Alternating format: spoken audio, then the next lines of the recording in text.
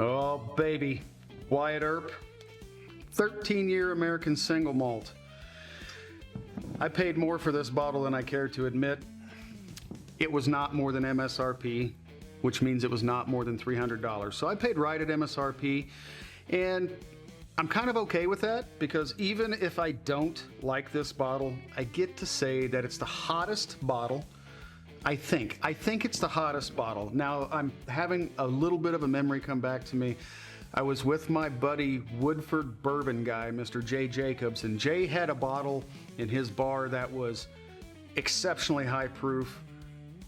But I think this is officially the hottest bottle I'm ever going to taste or have tasted so far. I'm going with that. Jay, if I'm wrong, you just need to leave a comment and correct me.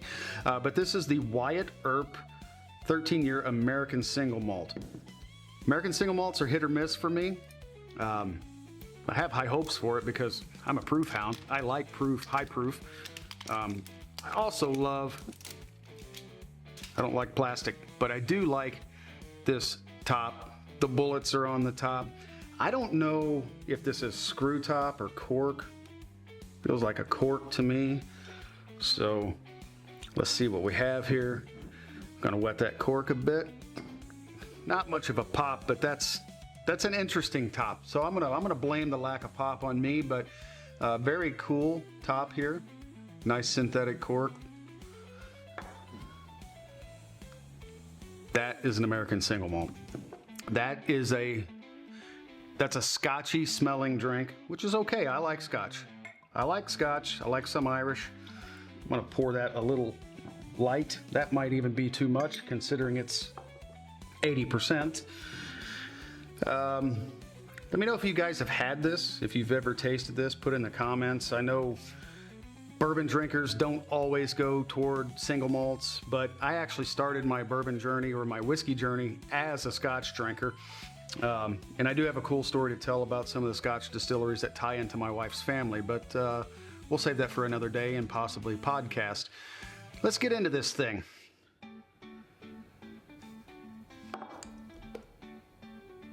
That's one of the craziest combinations of flavors on the nose that I've had in a while. First of all, I know this is a hot bottle. I know there's a ton of ethanol in here. Literally, it's 81%. So 80% of what I have in this glass is ethanol, but it doesn't nose that way. I'm getting some nice smoky notes, some very creamy orange notes,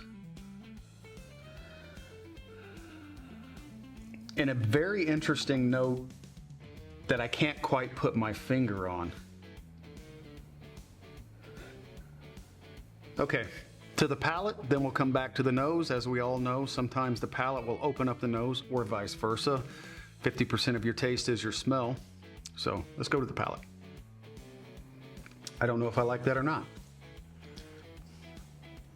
I like the proof.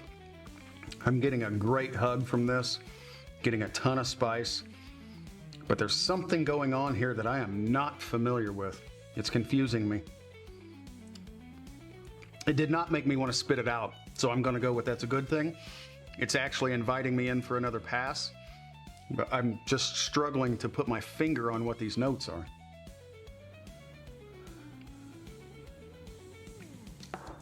It's very vegetal, so it reminds me of a very earthy, savory kind of drink. It's not fruity by any means. It's definitely smoky. It kind of comes through with a vegetal feel, not botanical like a gin, not in that category. So don't go thinking a gin. This is definitely a single malt drink. It's definitely a savory drink. Plenty of smoke going on there, and does not drink 80 proof or 81%. I'd say it drinks more like 120 proof, more like a 60%, which is pretty darn impressive. Okay, I like it. I've settled in. I've made up my mind. I like it. The vegetal note or the earthy note or it's almost like I don't know how else to say it, like maybe a little bit of okra. If you've ever had fried okra, I'm a southern boy. I grew up in the South. I know what fried okra tastes like. We got a little fried okra we got some leather, we got definite tobacco, we got some definite earthy notes in there. There's the slightest hint of fruit in there and a nice smoky overtone. This is something that I am really excited that I picked up. This is something that will be an absolute special occasion pour. I mean, let's be honest, we can't get after 82%, just because we want to. Not everybody's gonna like this. Keep in mind, guys, not every bottle is for everybody, but if you like scotch and you like bourbon and you wanna try to find something in the middle, if you can get your hands on one of these, they are expensive. They are gonna run you up close to $300. But it's a Hazmat bottle and it's a very unique pour, and I think with the display, with the pistols and the bullets on the top, it's something we can be proud to have on the bar, and something that not everyone's gonna have, and it's definitely gonna lead to a bunch of conversations. So, hope you enjoyed the review. This was new for me. I liked it. I'm gonna finish what's in my glass here. See you next time, guys. Cheers. If you've enjoyed this content, you can find more on YouTube, Instagram, and TikTok.